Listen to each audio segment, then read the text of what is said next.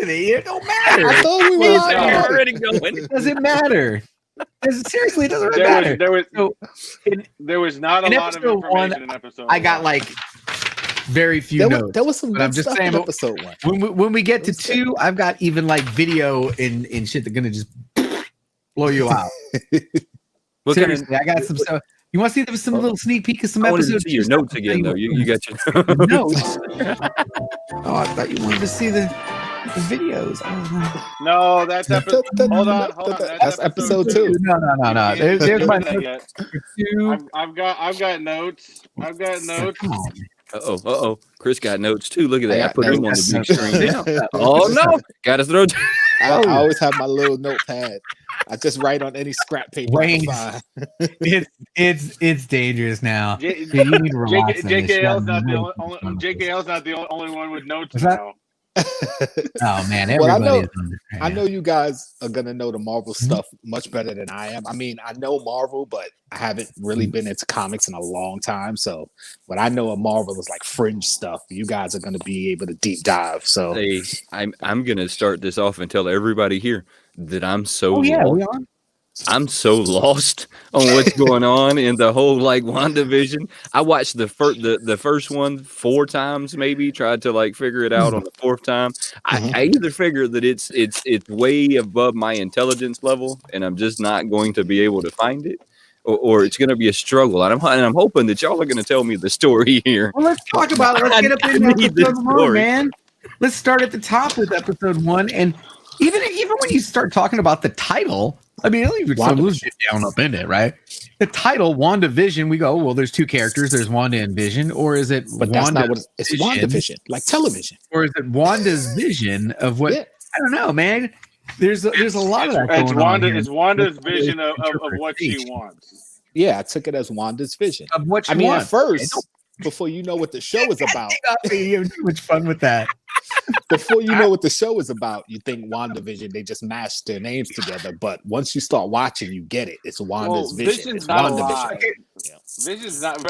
Episode 1. Vision's still not alive. Just stop. Vision not alive. Well, no. Okay, go stop. So let's start like right at the beginning, JB. I know that you've been like chomping at the bits to start at the beginning, even with like the intro and all of that. Start at the beginning because we're going so far out there now that look, I don't know about Vision or none of that. So help me help everyone else get caught up. First, I'll start at the very beginning when this thing opens. Stop it. Stop. This opens with something we haven't seen in over a year now. It starts with the Marvel Cinematic Scroll. Yeah, the fanfare. Yeah. That is the first thing you all these images, and they've added the images from Infinity War. Endgame, yeah. Anyway, there was some images there from Infinity War, and then the entire logo goes from colored to black and white, which is the first kind of indication of, hey, things are going to be here. We're going to be doing this in black and white. And the sound I don't know how. And the sound it gets crackly and it gets to the period. And the period is Dick Van Dyke show kind of period. Yeah, Dick Van Dyke, I Love Lucy-ish. No, well, the episode 1 was a complete homage to Dick Van Dyke. Yeah. Was it Dick Van Dyke? Because I thought I Love Lucy, right? When I was living room. I mean, that Ottoman is the Ottoman he trips over. I mean, that's the Ottoman he trips over. Yeah. So it's definitely more Dick Van Dyke for sure. I think it was like kind of a mashup of Dick Van Dyke and I Love Lucy, but it's definitely more Dick Van Dyke. They even said he was on the set of the show when they were filming that. It was more Dick Van Dyke because even the whole dinner party when she was in a nightgown or whatever she was in was a complete remake of the Dick Van Dyke show. So let me ask all of y'all a question. Do y'all think that that's what the show is gonna be? Is it gonna be like paying homage to like all of the other stuff out there? Yes, it's gonna be going through the day. Yeah, there is. Gentlemen, do you want me to explain the genius of this? I kind of do. There is actually a complete genius. I thought it. Freaking genius of this. Okay. I don't know what your guys' watch demographic is, but my watch demographic is trending to the older. This had nostalgia for me.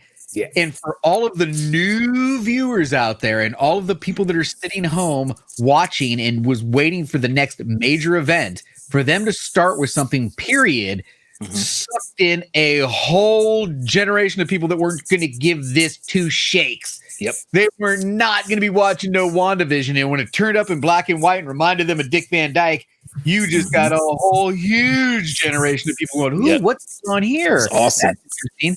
Not to mention, my children were just flat out intrigued by who are these people? Because I was like, oh man, that's really cool. That's Dick Van Dyke. He's Dick Van Dyke.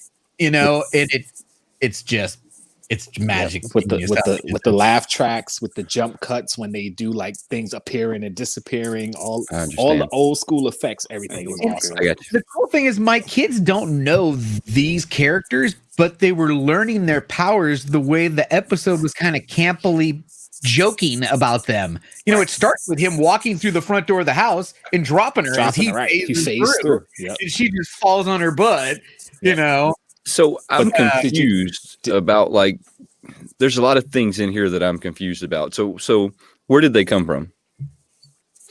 Well, this is obviously that fully hasn't been explained, but this, of course, we understand that this is completely in Wanda's mind. That much, I think everybody can agree on. That this is looking at the trailers. There was a lot that was given away in the trailer. There was a lot given away in the trailer, and I think we understand that this is a production of Wanda's mind of what's going on in there. Now, she created like a bubble reality. Confused. Yeah, you're really confused. Go for it. So this isn't really happening? All right. I don't think so. Not necessarily. No. It's happening, now, but it's not. At what point do we start referencing comic books? Because I want you to go full at it, because now I think we can reference comic books way back. Well, I'm looking at the chat right now. We won't get there until the second episode. Go back to that. Let's go wait to the second episode when we got all the graphics, because I can really talk about it.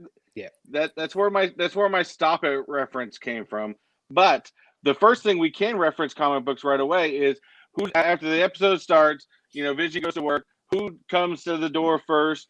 But what's her name? Agnes. Agnes comes to the door. And who is Agnes? Comes to the door, which we all know. At least it's suspected. Agnes is an abbreviation of Agatha Harkness, which Agatha Harkness was a witch from the Salem witch trials, who is also a mentor to Wanda through her time. So she's had times where she's been good. She's had times where she's been bad. And who does she work with? Yes.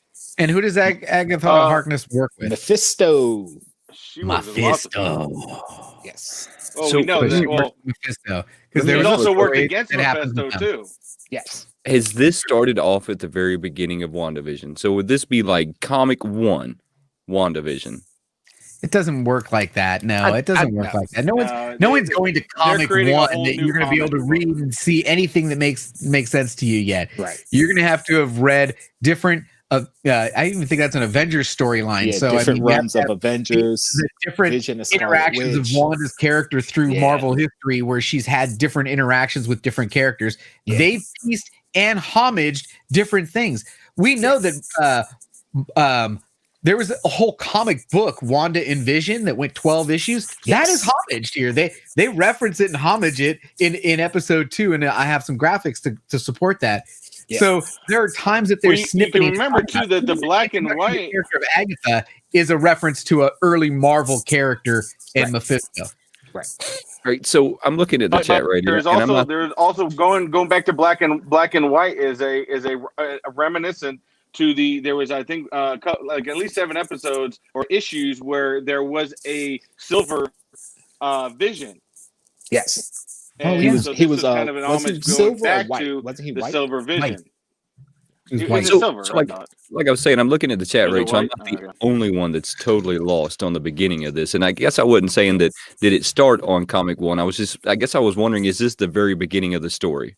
Right? Is this like the beginning of the story? For them, it is, because she's kind of making it up as she goes. So this is kind of like, and I think that's important. She just appeared. And that's why I was asking. It's just her dream world. It's kind of like when you go to sleep and you're dreaming. Like whatever you remember from your dream is where you started. Right. And your mind kind of fills in the rest as you go. So that's what I think this is. Her reality is like, okay, she just boom, we're married, we're moving to this new town. And that's why everybody keeps asking their story. And when they were sitting at the dinner table, the Mrs. Hart was like, give them a chance to get their story together because they don't have a story yet. She's making it up as she goes. That's what I think that's one of the points that she realizes that I don't know how I got here, kind of. You're asking, how did we get, I don't know how we got married. I don't think she knows how she got there, but she knows she can control it. I actually don't think she knows it yet, but I think she knows it, and I'll explain that later when we get there. They showed in the first episode, she knows she can control it because just by the dinner party part alone. And again, let's step back a tiny bit because of course the episode starts with them trying to look at a date, trying to think, okay, and this was kind of more of an homage to Dick Van Dyke Show, where No, I said now. Did you guys did you guys see what the significance of the 23rd is yet? No. Well, I because did there was a little actually bit of a deep because dive there's been the 23 dates. MCU movies. There's been 23 MCU movies. Nice. But also August 23rd, 2023 is where they would be in the current MCU timeline. Because remember, the MCU jumped ahead 5 years. So they're in 2023. But also August 23rd, 1961 would be the time period they're in her mind, because at first I thought it was earlier because I know August 23rd, 1950 also falls on a Wednesday. August 23rd, 1961 falls on a Wednesday. But in 1950, the song Yakety Yak wasn't out yet. Yakety Yak didn't come out till 1958. So they would have to be after that date. 1961. So 1961 would be August 23rd, 1961. I have a feeling that you honestly went back in the years until you found the year that it matched. Oh yeah, I did it on my phone. The iPhone. Listen. See guys in the chat. You're gonna get good information here. To go off on a tangent real quick. Way back when, because I was born on a Monday, and people always ask how I know I was born on a Monday, because I went back in my phone and looked at the date, and my birthday fell on a Monday. So I decided to see how far back the iPhone calendar can go, and it literally goes back to negative 10,000 and something years. If you just keep scrolling on your iPhone map, on your iPhone calendar, it'll go back negative years to 10,000 something. Only person that I think would have known that out of everyone that I know. yeah. I just randomly thought that it's weird. So there's a couple things we are skipping over at this early breakfast. She's in the kitchen and she's got stuff is just flying around and dishes. And Vision comes in and a plate cracks upside his head, and she makes her, he says, "Oh, my wife likes flying saucers," and she's like, "Oh, my husband's head's indestructible," and it really isn't. You're like, yeah, this dialogue is all stupid and campy, but my kids are understanding. They're learning their powers because they don't know these characters. Thank you. Why is she able to do that? Well, because she's using this. She's a kind of a witch. She's Scarlet Witch. She's using magic. Oh, she's using magic. Okay, what's his story? He makes a comment about the head being hard is a reference to Thanos, I think. When Thanos pulled the stone out of his head, I believe more of a reference to that. So, JB, I never forget anything. And my daughter, well, why isn't he forgetting? Well, he's a computer. Yeah. Oh, okay. He's a computer. So, JB, walk us through the first episode. Work your storytelling magic. I'm doing breakfast right now, and I just want to make sure that we don't miss these things. Yes, I want you to walk us through it. There is a heart on the 23rd, and they don't know why. Right. But neither one of them wants to admit that they don't know why. So they kind of say, "Oh yeah, no, we got something. Okay, yeah, I know what it is. We're going to take care of it." And as Vision gets to work, his boss is named Hart, and he has a dinner scheduled with Hart. Right. But as he goes to work, Agnes is introduced to Wanda. Wanda. And she's like the neighbor coming over, introducing herself, and she's, kind of quirky and maybe drunk a little bit. I don't know. And she's like, "What have you got going on?" She goes, "Well, I have something special." She goes, "What is it?" "I wasn't sure." And she starts asking her questions. She goes, "Was it your anniversary?" She goes, "It's an anniversary we haven't. It's an anniversary of something we haven't celebrated before." So now she thinks it's their anniversary. This is the cross up in the story. she thinks it's just the two of their anniversary, but really it's a dinner for boss. So he calls home to make sure that it's okay, but neither one of them says what it is, and they keep, they dance around. Girls, Lil, you need to get off the stairs and be quiet, please. Your mic's on. That's why he muted it after. That's why he muted it after. Now this introduction to Agnes makes some really quirky looks and nods around. She's got a higher purpose there, but just like any new neighbor coming over, you just go with she's scoping her out. Right. Which she is. She's scoping her out. She's scoping out the surroundings. She's scoping out everything, how she's dressed. She makes a comment about, I hope your bridge game's good. And then within minutes, she's got the magazine busted out and she's talking about, it's got to be with your man. You're going to be getting, getting busy. Okay. So at this point, I have gotten really confused in what's going on because I feel like they keep talking in circles. No one is it feels like every conversation they make is a circle, right? And it feels so open-ended, like there's no conclusion to their conversation and nothing they do. And that has me so confused at this point that I'm thinking I'm going to have to watch it 7 or 8 times. Before I start, you're not going to have to because we're all just sponges in the first 10 minutes of this, trying to take in all the information. You're looking in the background for pictures and Easter eggs. Left like that on purpose. So it's definitely something you got to watch more than once. You got to think nobody's saying anything that doesn't have purpose. Right. What's going on? When Vision goes to work, there's a comment because he's sitting at the thing and they're crunching numbers and he's doing it super fast. And the guy goes, wow. Hold on, there was an Easter egg there. There was an Easter egg there. What is there? What is it? Did you get there was a precursor to how he was crunching the numbers. He was crunching the numbers super fast, right? Mm-hmm. That's a precursor into one of Wanda's children. Oh, yeah.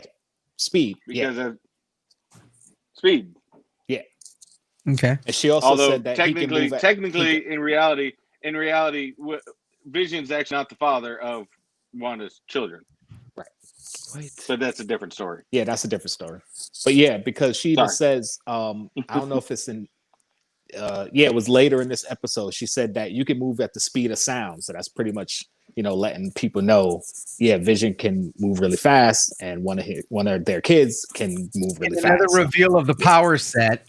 For all the people that don't read comic books, that have no idea what's going on. Exactly. In this first episode, they're constantly dropping hints and clues as to what their specific powers are. Right. Now we know that Vision's never forgets because he's got a computer memory with an indestructible head. Yeah, right. Mm-hmm. So they're just dropping hints as to what's going on. Right. So now we've got this dinner, and she's set up for the sexy dinner in the outfit, and he brings home the boss. And the wife. And there was something during the office scene, there was a gentleman who got fired. Right. And as he's walking out, he says, "Good luck with your dinner. My wife did a 5-course dinner and he wasn't impressed." Right. Basically why he's getting fired. Right. And his wife ends up coming in. She's the blonde in the next episode. Yeah, in the next episode. Yeah. Dottie in the next episode, who everybody's deathly afraid of. Right. So we're going to see that connection to the story later. So that's how important this dinner is. And then there's a reference by the boss that, hey, if this goes well, you're in line for a promotion. Now, Vision does ask one of his coworkers, what do we do here? Yeah. Then it's confusing. We analyze data. Right. Data about what? I think he made trends and this and that, but there's no real explanation. No, we did not forget to mention the commercials yet. We just haven't got. We'll get to it. Yeah, I think the data collection. The data collection is on Wanda and Vision. I think there's certain characters who are part of SWORD who are in there and they're kind of trapped in there, so they're playing their parts. Wait, we haven't gotten the SWORD yet. Already, we haven't revealed yet. We will. Has been revealed yet. Let's go to the dinner, right? So the boss and his wife come in. They're going to eat dinner. They get it's all messed up, right? While they're eating dinner, because I'm going to kind of like skip to that part, and he starts choking. What's going on? There's multiple parts of that. There's what's going on. Go for it. Chris. Tell me what's going on, because I had a hard time. I'll tell you what I think. I had a hard time watching that whole dinner thing. First, you got to start with the boss's wife. You got to start with the boss's wife, because once you continue to say, "Stop it, stop it, stop it, stop it," and to me, that's a precursor to one of the most famous lines in comic books that Wanda ever said, which was to stop all mutants. She said no more mutants. No, but again, it gets into that same area. But she says, but that gets into the next episode. But she's still getting into that. But then this is how I know that she knows she can control it, because she's looking at everything going on, and then she automatically, because she doesn't want to, she doesn't want the story to go in a certain direction. So then she goes, Vision, help him. As soon as Vision's help him, pulls the meat out, and all of a sudden everything's like, okay, everything's great, have fun, enjoy it, blah, blah. She can control the narrative. Right. And I know she can control it. And when I said I think she knows it, but she also doesn't know it, I think it's kind of two sides of her mind fighting against each other.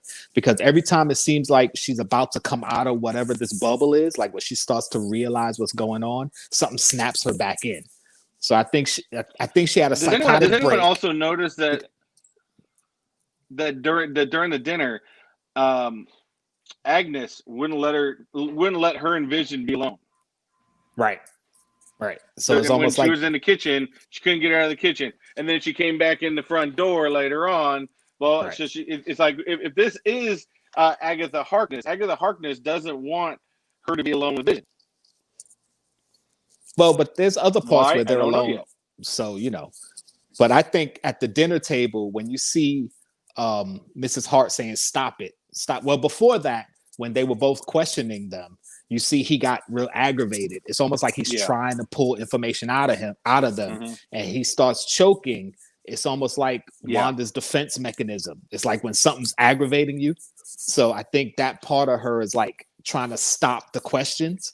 But him starting to choke and starting to die, that's when the wife's like, stop it. It's almost like she's pleading with Wanda, stop it. And that's when she tells Vision, save him. Because she's controlling everything, even Vision. Because Vision, why would you wait for her to say save him? You would have just got up and saved him. So it's like, that's why I feel like certain people in the town kind of know what's going on, but they're playing a role because they know they can't really control anything. And some of the people are just got caught up in it. They're just like regular people who really don't know what's going on. It's almost like it's a portal. It's almost like it's a portal for certain people, whether it's Hydra or whether it's SWORD, to watch in and see what's going on. Right. And we're going to get to that too. I think the sounds that we've been hearing, like the knocking and the banging. Now there was if you guys remember, in both episodes there were commercials. And you think, well, why is there a commercial in the middle of a TV show? Of course, we all know MCU is not going to do anything.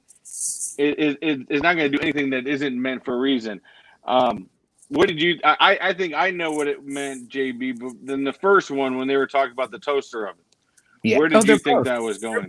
They're both about mind control to Wanda, and a very traumatic experience for her. Yeah. In the first toaster, it's all black and white, and you've got the red dot, and it's Stark.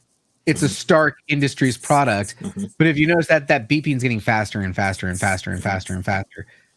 Her and her brother in Wachovia had a bomb that sat there and didn't go off.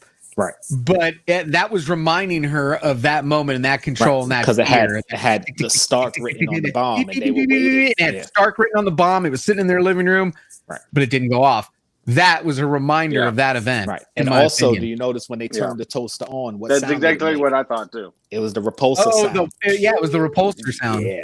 All I know, I was so proud that I knew what Stark was. That I was just everybody knows who Stark is. See, when I first saw it though, I didn't equate it to the bomb that they were looking at that didn't explode, because I'd forgot about that. I thought it was from the first Iron Man. Remember when they got attacked and he ran behind the rock, and then his own bomb landed next to him and had the red light on it, and it kind of went beep beep beep beep beep beep and then exploded. It was the same idea though. Yeah, that's what I thought of. But then I'm thinking. Then when I saw the second, Wanda episode, would have never known that. right? And saw the second commercial and realized that was a reference to her past. I was like, oh, so it must be something else. And that's when I thought, oh, right. So I'm gonna ask y'all now about the commercial, because to me that was a genius part of the whole show. They snuck that commercial like right in the middle of it.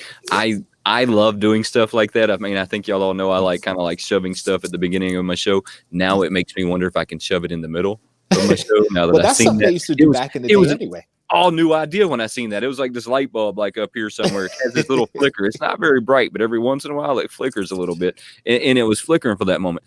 What's up with the commercial? What's the Easter eggs? What's the reference to? What's going on with it? There's something. I just gave you all the reference. That was the Easter egg. It was in reference to.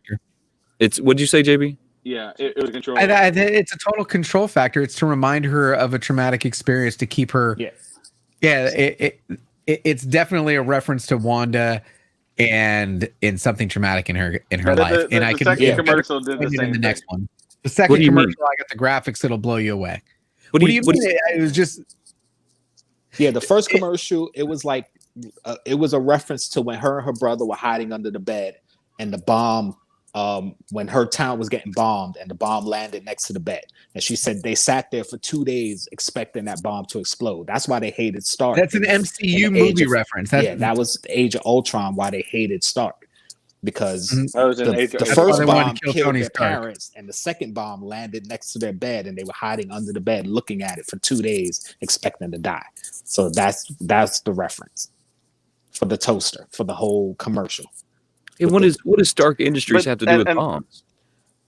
Because they were manufacturer. That was what Iron Man 1 was all about, him manufacturing weapons. Wow, man. He was a weapons manufacturer. Yeah, go watch Iron Man #1. Iron Man #1, he's a weapons manufacturer and he gets hijacked and the guy says, make me some weapons. And his fortune is built on weapons manufacturing in that first movie. Right. And that was one of the points of the first movie when he built the first working Iron Man suit. He took it to the town where I forgot the guy's name, Yinsen, who he was trapped in the cave with. His town was being taken over by the bandits with his weapons. So that's why he went there to destroy his weapons and liberate the town. So that was his kind of mission, was to get rid of all his bombs and his weapons throughout the world that he spread. So yeah. Good stuff. Now it's all he's like, man, there's way more. By the way, I got really cool. I've got something that's going to make you all blow away if it's true. I just saw a report that this television series cost Disney $250 million to make, and it is the most expensive television season ever produced. Doesn't surprise me. The most expensive single television season ever produced. We're watching it right now and talking about the first 2 episodes. So I guess here's my confusion, right? So let's just say for the rest of us who don't know everything about the Marvelverse, are we going to be able to keep up with it? Yes. Well, my question to you is, for you not knowing anything about the Marvel universe, were you entertained? Yes, that was something I wanted to ask. More into the second one than I was the first one. Right. I think at the first one, everybody said that. Really confused. Yeah, it's going to be one of those shows. That's more important. Like when you watch a movie and it's kind of like this mystery or these things are happening randomly and you're confused, but then you get to the end and it's this big reveal, then you go back and watch it and everything makes sense. That's what I think this is going to be. When you get to the last 3 episodes, everything's going to make sense. You're going to go back and watch it and be like, okay, I get it. First 2. Yeah. So you think they're going to pull and by the time you're done the season, you can go back and watch it again and get it. Yeah. I think that this is written in so brilliantly that you don't have to even watch Marvel. That the older generation and kids, because it's Disney, are going to watch this and be entertained enough to want to watch the next episode, regardless of what the overarching story is. Yeah. I think right now the overarching story is so touched on, hinted at, and in the in the overline that, I mean, I wanted more. I wanted more of Sword. I wanted more of what's going on with her. Thank you. They're just giving just enough for us Marvel heads to have enough to talk about, to have enough Easter eggs to write down. Right. But more important than that, it was entertaining enough. Right. For generational. It entertained the older people with its homage to the era. It entertained the youngers because it's on Disney. Yeah. And they were fascinated by it. And the humor is still there. It's gonna do a couple things though. Marvel MCU fan, which is not a real Marvel fan. They're just an MCU fan because those are two different fans. Yeah. Marvel comics and Marvel MCU. But there are different people. Yeah. There is also a side here because it, to a certain aspect, it didn't get the greatest ratings. And mind you, these people that are giving these ratings didn't understand all the Easter eggs, didn't understand all the things that us, the big fanboys really enjoyed about it. But there is also a fascination. But like I said, the average person maybe is going to look at that and just like I told Wayne, is going to watch that show and at the end of the show go, what in the hell did I just watch? Yes. Yeah. That's kind of what happened to me. Yeah. I mean, I watched it and said, what the hell is this? What's going on? I mean, because it's different than just about anything that I think that I've ever really sat down and watched. And I get that it's a sitcom, right? I think that's kind of what they based it on, a sitcom, right? Yeah, it's one of your old I Love Lucy's, or what y'all made reference to someone else. Dick Van Dyke Show. Dick Van Dyke Show. I've never seen it. I'm gonna have to go watch it. Yeah. What did you just say? Never watched Dick Van Dyke Show ever. It's all right. It's all right. We can forgive him for that. I'm gonna have to that watch from the 50s. Like, have you ever watched? If my parents didn't watch it, I wouldn't watch it either. Yeah, I used to love Lucille Ball. I used to love the Three Stooges. I used to get down with the original Batman. I mean, look, I mean, but it's a very different style than what we're used to now. Did you watch the Brady Bunch? I did. Yeah, I did. It reminded me a lot of that as well. There was one scene where the neighbor comes over and she breaks out that magazine. Instantly, my mind went Brady Bunch at that point. I mean, it instantly, like, to me, paid a homage to Brady Bunch, just the way that they were interacting together. But that's what it's going to be. It's going to be a 50s, 60s, maybe even early 70s, like sitcom style show. Yeah, it's going to keep going through the decades, say, right? So they're gonna touch on like Brady Bunch, Roseanne, Modern Family. Like it's going through the decades.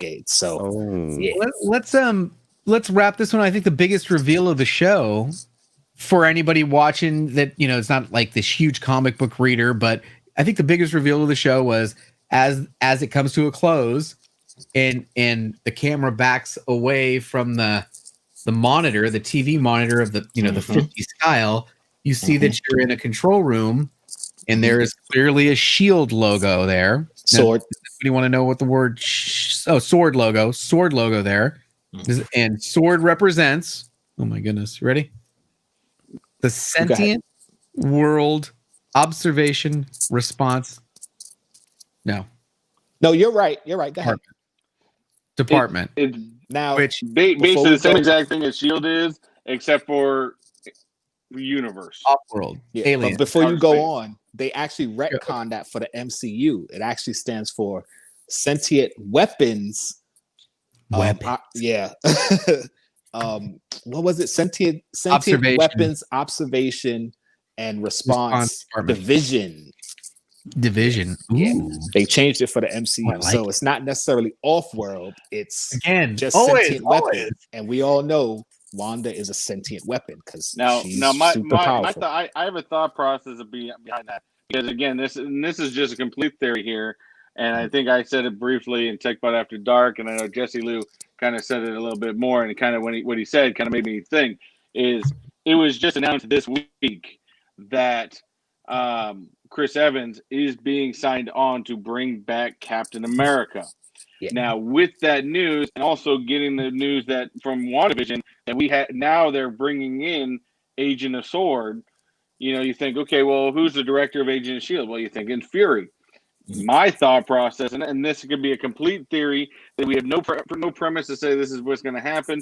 My complete theory is Fury moved on to be the director of Agent of S.W.O.R.D. and Captain America is going to take over Agent of S.H.I.E.L.D. Could be.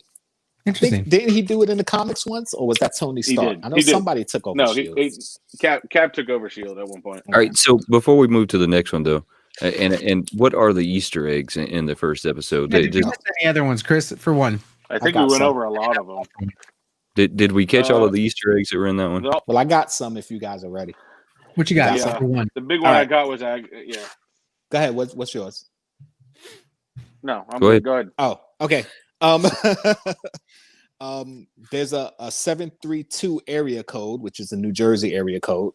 So there's somewhere in New Jersey. Agnes says it'll be a snap, referencing Thanos and the snap. Mr. Hart mentions when they're at the dinner that it's chaos in the house, and Wanda's magic in the comics is known as chaos magic. Chaos magic. Yeah. The wine bottle, which was in the previews and stuff. So Maison du Mépris translates the House of Contempt or House of Misery. How do you know this stuff? Well, wait a minute, back up, rewind. Wait a minute, what? No. What? I have to admit, I saw. Hold on. I picked that up as differently though. That was also in reference to where is it? I know I had a note here for that. The wine bottle said House of M. Yes. It said it had an M on it. It had an M on it. House of M. So that the wine that she poured translated to House of M. Oh man, you blow me away. I wish I would have saw that.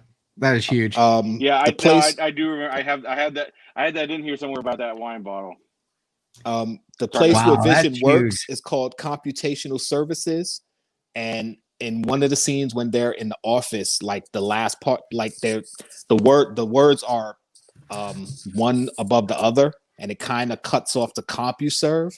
I don't know if that's a thing, but CompuServe was a company, and it started in like the 40s. I looked it up, but I forgot to write the date down. So, I got one quick question for you guys that I remember writing down I more of a question you got. Now, I thought originally that maybe this topic could have been more of a reference to, her comic book line, but that does reference more of more in the second episode. But I almost think that when she's trying to say stop it, it's almost like somebody in the outside is trying to get Wanda to snap out of it. To stop, yeah. Yeah, they're like, stop it. That's where I think it's snap out of it. Yeah. But then she snaps in. She says, "No, I'm taking control." Yeah.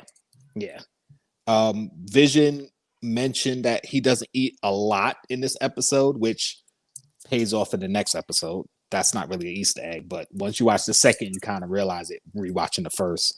And at the end of the episode, when everything goes into those like red, blue, and green pixels, that was something that when the first color TVs came out, like that was a thing, like Technicolor, red, blue, and green. And, so that was kind of a reference to that. And there's all the names at the end that were in the show, not the actual credits, the show credits. I'm sure they're references to stuff, but I wasn't looking up all those names. So, because they like to drop names of people. No, I'm not looking at stuff. So that's all I got. You guys got anything I missed? No. You have way more than I thought in episode 1. Episode 2, I got video. I'm about to blow your ass away. But no. I got some stuff for that too. But so this one has this series that started off gave us something that The Mandalorian didn't, right? So we got episode 1 and episode 2 that were released at the same time. So now we get to like move on to the second episode, which in my opinion was a lot better than the first one, only because I didn't feel so lost in watching it. I felt like, but it still did some stuff that I don't like. I don't like those open-ended conversations that I want some substance to my conversation. I want to feel like I want some gratitude at the end of it. And I feel like they're keeping me from that gratitude at the end of it. I've got 10 points. In my top 10, I'm sure there's way more. I'm sure freaking JKL is going to have 10 more than my 10. But I've got 10. I thought I had more notes than JKL, but he screwed me up. 10 points for episode 2. Because my notes.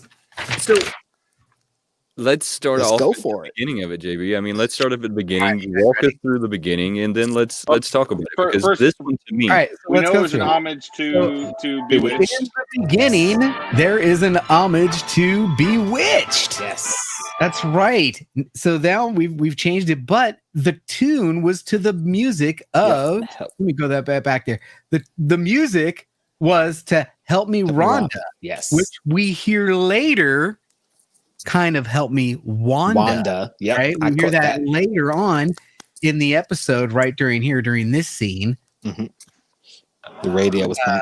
So I think my first one is that the opening melody was the Help Me Wanda, which really was the theme of this episode. Remember, she's kind of helping everyone throughout the whole course of this episode.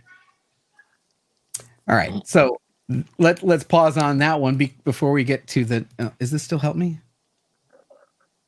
Yeah. So that's my first one. Next one is on the sign. You guys see this one? This one, it says home is where you make it. I missed it. Yes, no, I did catch that because I was. It's where you make it. At this point, I'm trying to find it's really a direct homage to that because she's making her home real time. Come on. Okay. Number 3. This one's crazy. During this opening cartoon scene, this is a kind of a cut from The Simpsons where they do that same cut of The Simpsons going through the house, and you get to this scene.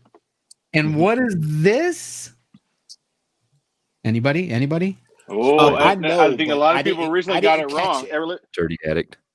I think a lot of people think there's been a lot of people out there thinking it's a reference to Galactus, but that is not Galactus' helmet. That is the Grim Reaper's helmet. Yes. Bingo! That is Grim Reaper. Grim Reaper. Well done, my friend. And you ready for this? I heard about it. Grim Reaper appeared in Avengers. You guys know why the Grim Reaper is upset, right?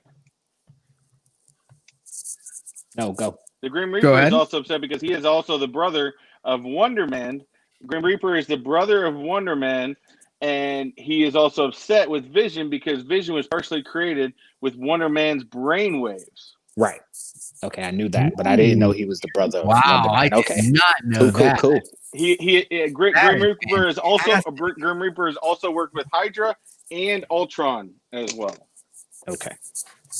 All right. I know why he's under the floor though.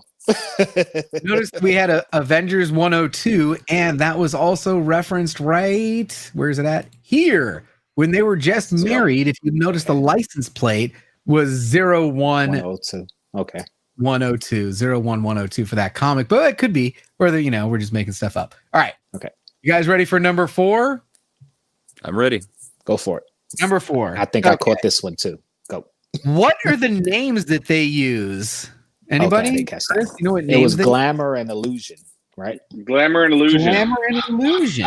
Yeah. Right. And Glamour and Illusion is a reference to the Zarkovs from their 12-issue miniseries. Okay. Vision and they lived in Leona, New Jersey. Okay. They lived in Leona, New Jersey. So the Zarkovs were Illusion and Glamour, and that was, if you read the 12-issue storyline, by the end of it, they were basically friends, where at the beginning they were enemies. Okay. I didn't know that. I thought it was just a reference to their powers. Okay. Good one. You ready for number 5? Man, I told you I was going to blow you away for this. You guys ready for number 5? Wayne, come on. Have you missed it? What do you got? Nothing. What do you I'm with you. I'm listening to you and what you're saying. This goes back to what I was saying earlier. If you're not like totally into it, you're gonna have to come watch like us do a recap so that you catch all of the Easter eggs. So this is I'm loving it. Let's keep walking me through them, show them to me because I didn't know any of this. All right. So then we're gonna get to number 5, and this one was whatever you were pointing at. I was trying to look. Look on the wall. Yeah, watch this. See that? I definitely didn't catch that. That is a reference to that. The castle. I did not pick that up. Held at. The castle she was being held in. She was held at. Yeah. Okay.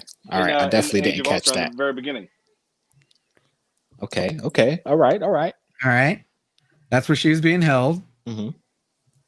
All right. So I'm going to play this. 6. Okay.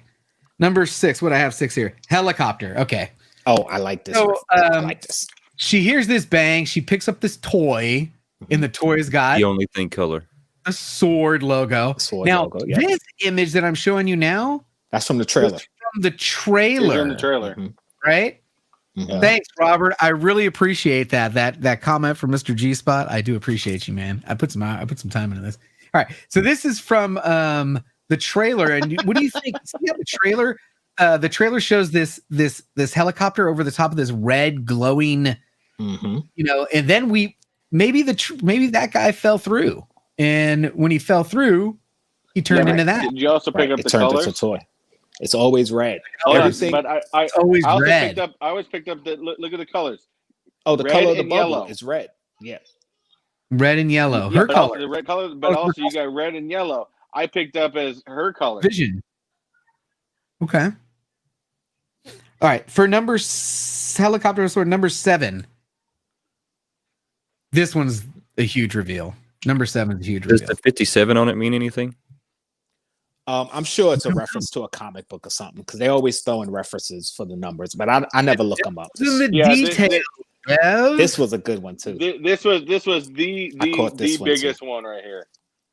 This was the big dog. The devil's in the details, Bev. Which I think is a misdirect, but let's go. Go ahead. You said that's not the only place he is. Because Mephisto is our version, the MCU version of the devil. So yeah. So, Mephisto had a little helper, not a helper. She was a witch, Agatha Harkness. Agnes, I think for short, Harkness. And there was a comic series where Agatha and Mephisto tried to drain her chaos magic. Right. I'm sorry, I went to number 8. Sorry. This is a number 8. So number 7. There was a thing about that too. In the way they tried to drain her chaos magic. I don't know if you guys noticed that in the Loki trailer, there was a stained glass window of that had Mephisto. It's like a picture, looks like a devil. People are saying it might have been Mephisto. Yeah. Yep. All right, so that's number 7. Right, anyways, go ahead, Jimmy. Okay. That storyline was that Mephisto and Agatha Harkness tried to drain Wanda's chaos magic by getting her pregnant and having her babies. And notice that the entire time this episode, you know how he did that as well.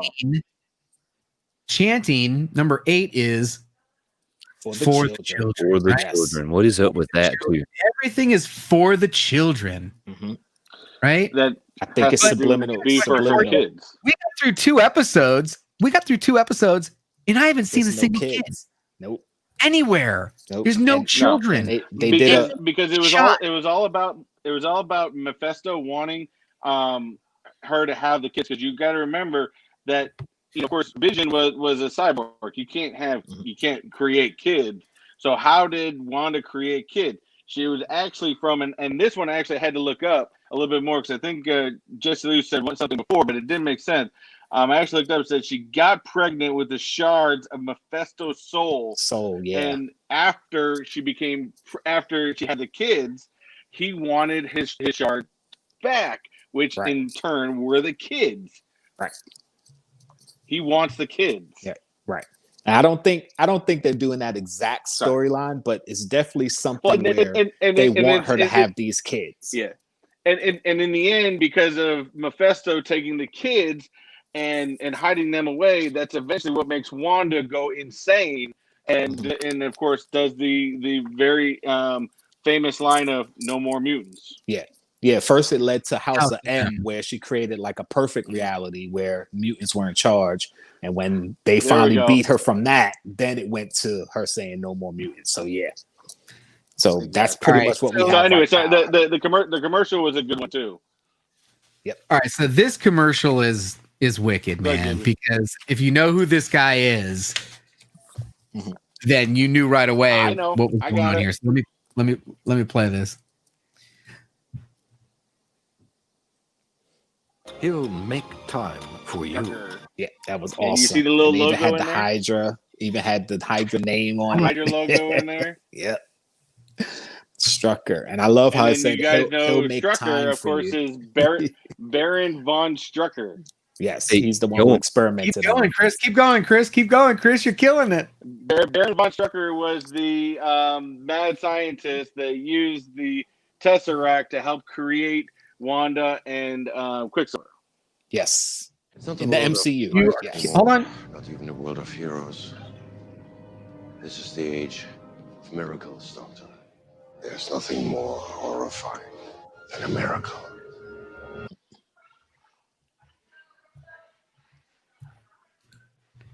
What do you think of that one, huh? That was I thought when I saw that. Strucker, I was like, oh my god. Yeah. I knew That the was watch pretty was cool. going to have like some Easter egg to it. I just didn't exactly know what the Easter egg was going to be. And that was the thing that made me You go didn't back to the recognize first name right commercial. off the bat. As soon as you saw Struck, you're like, oh, dude, she's got to be like freaking out. Yeah. All right. So that was number 9, Strucker commercial. And then this is number 10. Okay. At the very end of the episode, you get your For the Children. For the Children, right? Children might need some popcorn. And she gets up, and all of a And sudden, boom. Pregnant. Baby bump. That happened really fast too. Yep. I'm really Well, fast. But this wasn't really the reveal of. I mean, that's the whole episode was about the children right here. This Sword. guy. Yep. And my question is, I have a theory with that on who that could be. tell me who you think it is, and why is Two it a possibilities B? of who that could be. One, for first of all, you think it's in a bubble, and of course, we think this whole time it's in a bubble, and we think this could be two things. This could either be Hydra, that has figured out how to get into her mind by going from the underground and coming up through there. I haven't figured out why he was wearing the sword logo yet, but the other possibility is this could be a fourth villain, which was in actually the Spider-Man villain, there was a villain in Spider-Man series called Swarm, which was a villain that was completely made up of bees. Right. Whoa! So you're blowing me away. that one's an iffy. I don't know. I don't think that's it, but that's a good catch. I forgot about Swarm. All right, I think it's AIM, because in the comic book they used to call themselves the Beekeepers. So, and they used to wear those beekeeper type yellow suits. So I think it's somebody from AIM. ooh, I don't know why that's he a had the good one. sword, but remember, Killian in Iron Man 3, Aldrin Killian created AIM. So maybe they somehow joined with Sword. They really haven't explained what happened to AIM. So maybe AIM is a part of Sword. I don't know. But that's what I thought. All right. So this guy, by the way, all these graphics, I can't remember the name of the website I got it off. There's a YouTuber that did this, and he had like 20 of them, and I just grabbed the 10 I liked and edited it down. So this is my number 10, and he kind of explained, I like his theory on here that there's a reference to the bees because of kind of the hive mentality of this mind screw that's going on right here with her being the queen bee. Okay, now let me explain where he goes with it. Yeah, there's a couple of different images. This was from the trailer where she threw that Monica Rambo out of there, and that Monica out in the trailer. Where here she says no and just says stop. Is it a reference to them trying to control her? I don't know. Wasn't that the Green Goblin? But notice these both episodes closed with the honeycomb shape. Yeah. The hexagon. Right? I never recognized that. Hexagon honeycomb. I thought that more of a reference of the 6 points of the Infinity Stones, 6 stones. And That's there's what I this. thought. Yeah. Okay. I don't know. You got a honeycomb, bee related. Beekeeper honeycomb. I don't know, man. What do you guys think? Okay, that's something new. And then at the very, very, very end, There's you still get a lot of possibilities there. Yeah. Going to see Wanda. Yeah, at the end before Oh yeah, we faded can. to black. I've been racking my brain to find out whose voice that is. Oh, I think that's I've been trying to rack my brain to figure out whose voice that is. I can't remember his name, but he was the FBI agent in Ant-Man, who was chasing Ant-Man in the second Ant-Man. Yeah, because he's supposed to be in this, and he's supposed to be part of SWORD, and it sounds like him to me. So I think that was him. Oh, good point. I didn't think about that one at all. Might not be him, but I think it's him. Look, I'm pretty lost in the whole thing now. The second one was a lot more entertaining than the first one. The second one makes me look forward to the third one, even though it confused me like right there at the end where she says no and just rewinds it to the point that she wants it to sit at, which I think was really cool. I need to be able to do that in life. Yeah, that was in the reference to No More Humans. Yeah. So, I think at that point somebody was infiltrating and she realized it and she snapped out of it, said no, rewound, and now she's right back in her world. That's why I think her brain is fighting against itself, because she keeps snapping out of it at certain points, realizes something's going wrong, but then always gets jolted back into it somehow. So just like when she found the helicopter, she's looking at it and she's like, this is wrong. And then Agatha comes, boom, snaps her right back into it. So yeah. So who is Agatha again? Who is this? Agatha Harkness. It was her mentor. She was a witch. She's a witch. But she's a witch in the comics. We don't know what she is yet. She makes a reference that her and her husband's anniversary is in. Ooh, I looked that up. June 2nd. Look that up. That date. I know the significance of that date. June 2nd, which happens to be the Salem witch trials in 1692. Yep. Yeah. Good job. Yep. I looked that up. I was like, June 2nd has got to be something. So that's kind of making reference to that she's a witch. So is she going to be a witch? And the Bewitched intro. I have the intro. Let's take a look and see if I can pause it on there. So here's a question. Oh, I didn't see it.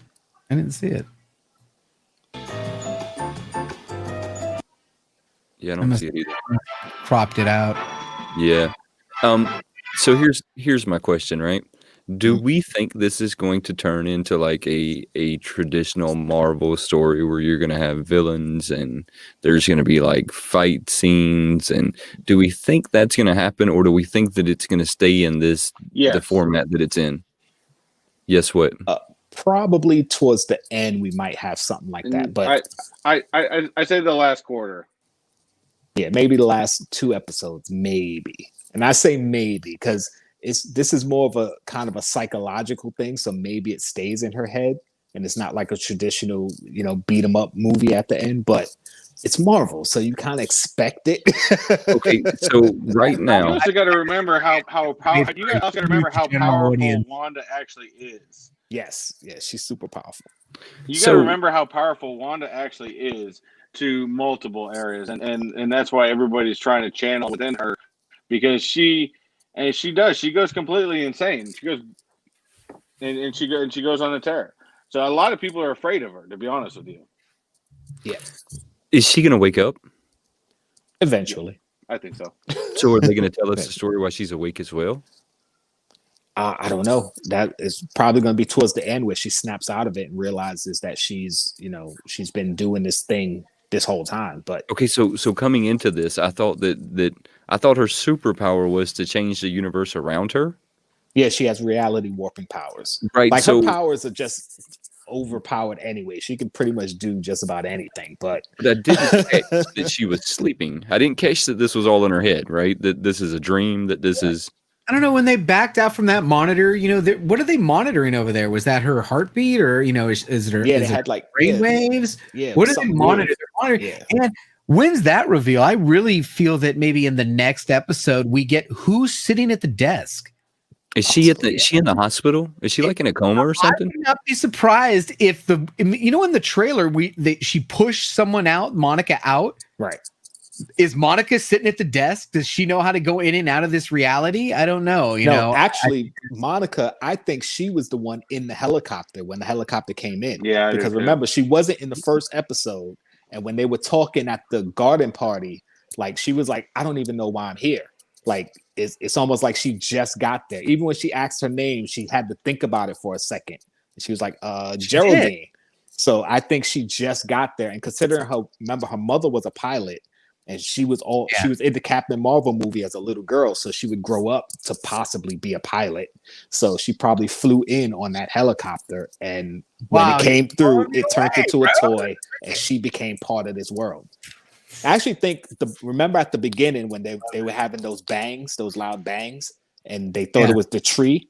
I think those were people coming into the world, because at the end, when before the beekeeper, through, you get a bang, right? Because before the beekeeper came through, there was that bang.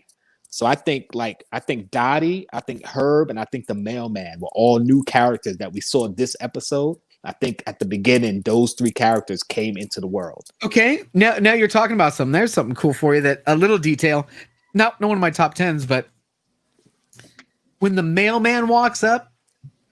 And Agnes is like, yeah, he's like, don't shoot the messenger. Right. She's making sure no messages are getting through to, right. It's like she's protecting the messages, any messages coming through, to Wanda. And then another one was when Wanda does her thing, she does this thing with her fingers, right? And she does this, with the thing. And when she scanned. She scanned Vision for the gum, right? Saw that she did that with him. If you watch, and I watched it on, this guy broke it down. He did a great job. I got to remember what the guy's name is. When the only time the first time Agnes sees Vision, she delivers the pineapple. Is at the front door. She tries to deliver the pineapple. When she delivers the pineapple, he comes by and she tries to wand him. She tries to give him and freaking Wanda slams the door on her. Okay, I gotta go back and watch that. I didn't catch that. The channel that you're talking about, is it New Rock Stars? Because I watched them, but I think it is New Rock Stars. Okay, I haven't watched it. I haven't watched it yet. Part 2. Mr. Boss. Eric Voss. On the jokes, but it's all right. I watch his stuff, but I try not to watch it. I understand that everybody, to make it special, wants to put their own little quirks and cuts and stuff into it. Dude, I just fast forward through that shit, man. I mean, I just want to just give me the damn story. He's pretty good, but I haven't watched his videos yet because I didn't want to get influenced. There's another guy. There's another guy I saw that says that he thinks that there's a predictability period, which every time you introduce new characters, those new characters are these people. Of course, we know that Agnes could be Agatha Harker. There's idea that the mailman is actually the Grim Reaper. And then, of course, we know Dottie is Mephisto. So each time they introduce these new characters, it seems to be somebody in the background that seems to be a part of it. Okay. So I don't think Dottie's Mephisto, but okay. Do we think that people are coming into her reality?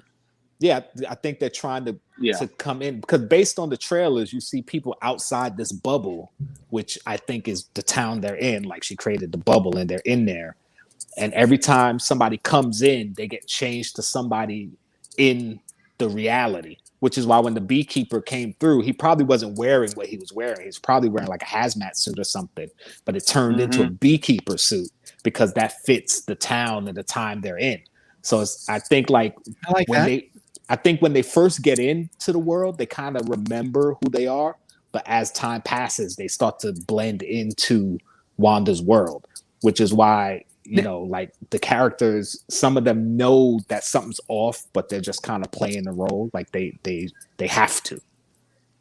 So to put this into perspective with regards to what Disney is doing in the MCU and in this television show, Wanda is mourning.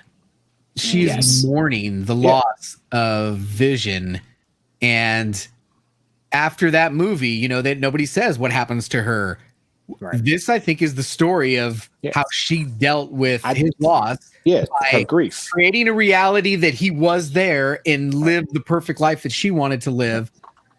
I think that's what this is. That's my guess as to what this storyline is. Yeah, because continuation of remember what Wanda got dusted. Right. Wanda was dusted, so she didn't have the whole time like the rest of them did to grieve after Vision was dead. So she just came back into a battle and she was pissed off. And I swear she would have taken out Thanos on her own. Yeah, had he not done, done what he did. But she would have taken it out on him, and she would have killed him. But this is after everything's done. Now she's realizing, hey, the last thing I remember before this was Vision being killed, the love of her life. Right. And her whole life has been tragedy. Her parents died, her brother died. Is this just a dream? Well, I think she's so powerful, she's warping reality. Right, she's warping reality. So this isn't a dream. She has physically changed everything. Right. I don't think it's 100% dream in her head. In this physical area on the planet of I think is in New Jersey. Physical area near New Jersey. And said, "This is mine. I'm taking over, and this is what I want to happen in here." And now people are monitoring that to make sure that it doesn't grow. Because guess what? Maybe it's probably expanding. That's what I think. Maybe this started with a house, and now it's a block, and now it's a town, and it's growing as Wanda's getting more and more, into her story. That's so like Dave said, it's her House of M. It's her House of M. Yes, she's creating her own reality where she's happy, bro. Yeah. That's huge. That's awesome. House of M was a storyline where, again, she's mourning the loss of her children and just fractures reality to the whole planet. The whole Marvel 616 was affected. Right. And she made mutants in charge. Yeah. She wiped out. She just said, "Stop! No more mutants." Yep. And a huge population of mutants in the MCU were wiped out just because she said it, because that's how powerful she was. And Professor Xavier couldn't stop her. They had to figure out a way to stop her. Okay, so do we think that's what's going on here? Because that makes more sense to me. Too.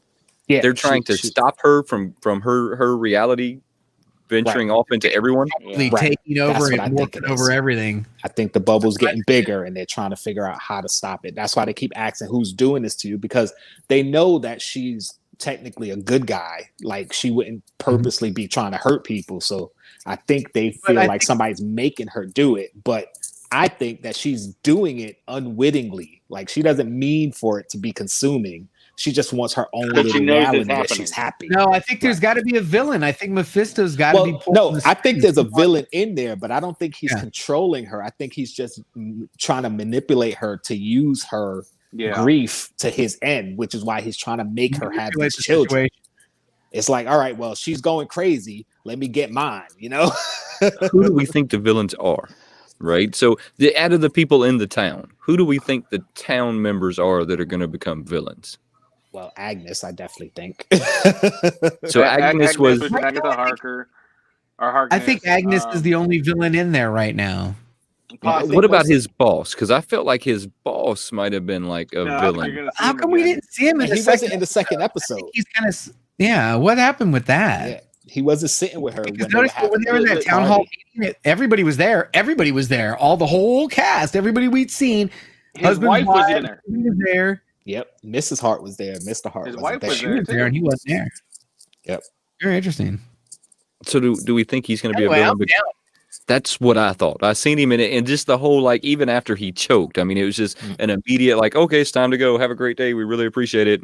Awesome. It's been great. Didn't acknowledge that he was choking. Didn't acknowledge that he got saved. Because they snapped back into the world. Yeah, he just. I'm most excited about the fact of the presence of just the Grim Reaper himself and Mephisto. I think the Mephisto is a character that they're going to be bringing not only just to this series, but I think you're going to see him be brought up in other series, and he's going to be brought up in movies. He's going to be the main character to deal with. I think all of Phase 4, to be honest with you. Possibly. Chris, did you find any Easter eggs in the second episode? Did you find any in the second episode? I think we talked. Let me double check my. JKL, any that we missed? We've gone over everything that I had. I have the Mind Stone on the cabinet, the magic cabinet that they had. There was the Mind Stone from Vision's head is on it. Really? I did not catch that. Where? What? What did you just say? Actually, bring it up, JB. You got a picture of the cabinet when they were doing the magic trick, right? Picture of it? Yeah. Yeah, fucking unbelievable. It's on there. That's what I thought you were referencing. That.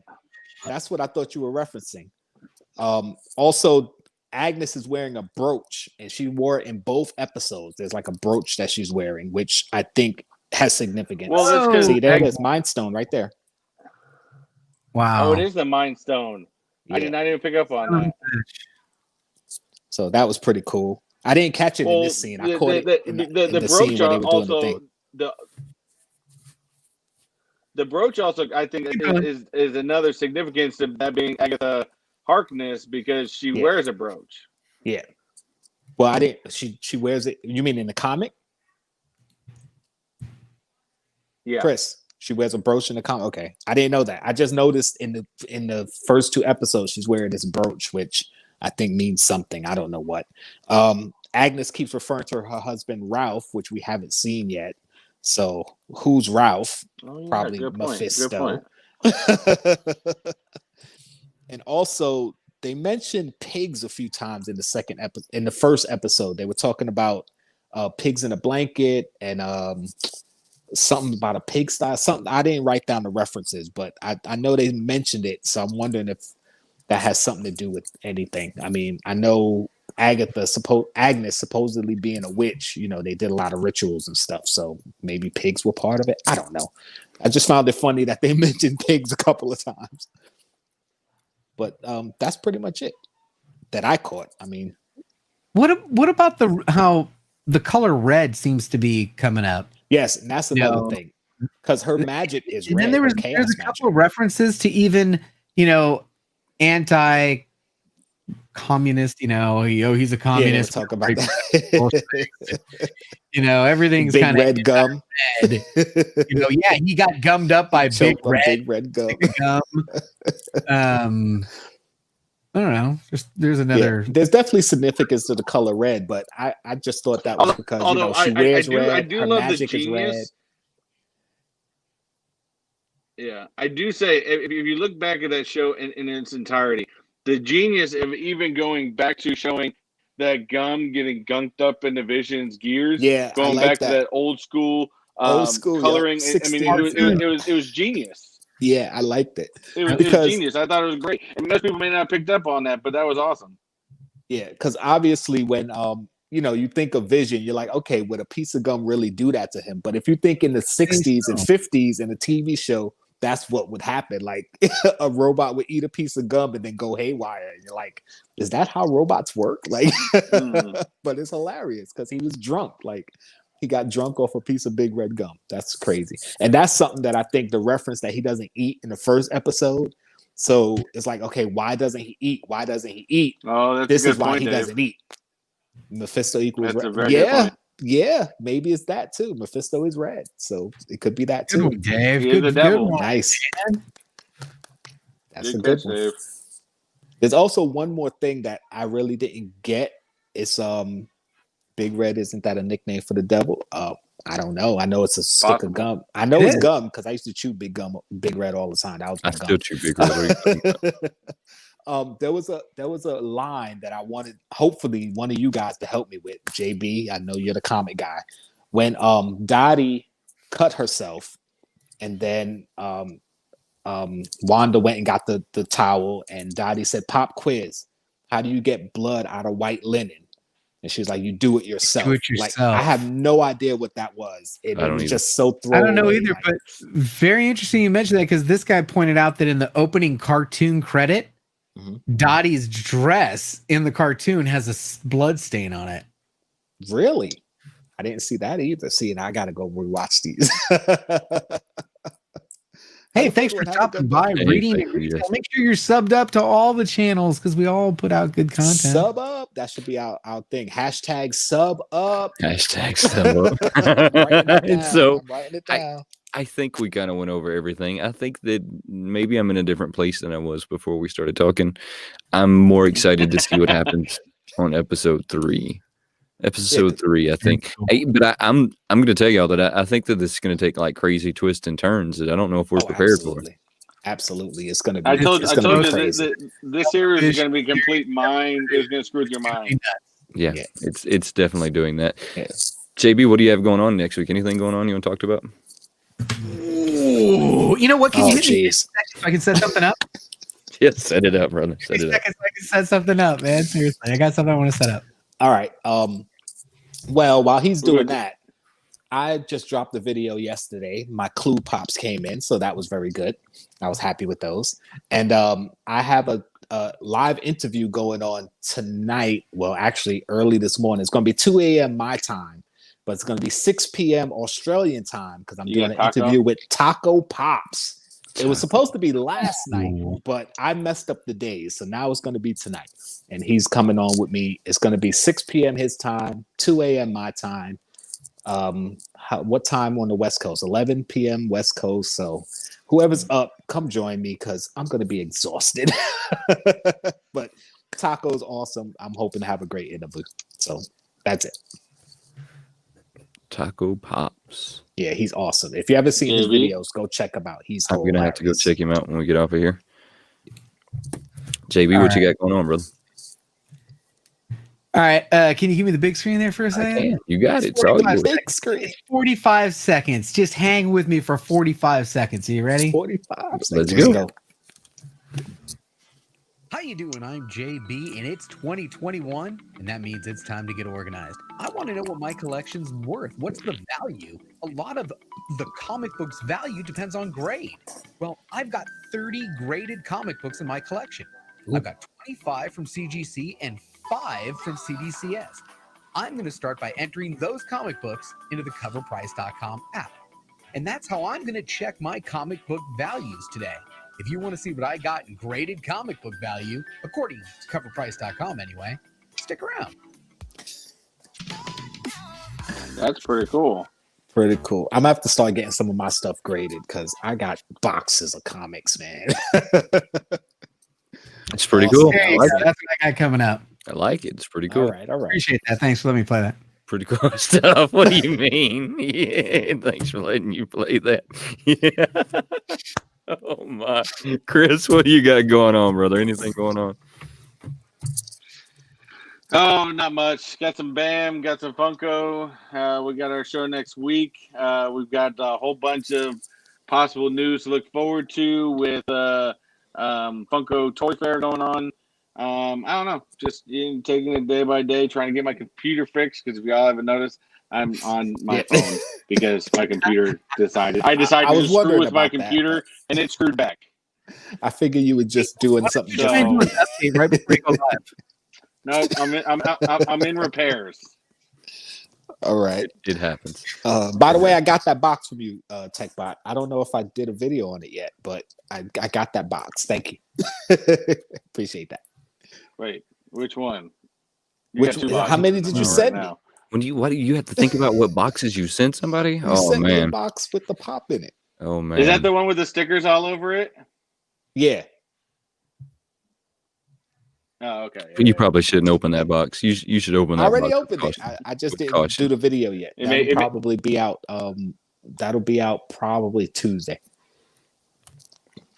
Well, hey, I really appreciate y'all coming and hanging out today. Everything was done a little different, right? So it's normally on Saturday. No. What have you got going on? We want to hear what you got going on. JB, I don't ever have. What you got going on? I don't ever have anything going on. I wing. I think almost every part is what we got going on. Come on, people. Almost every part of everything I do is just winged. I just wing it. I swing for the fences and everything I do, and I hope that something works, right?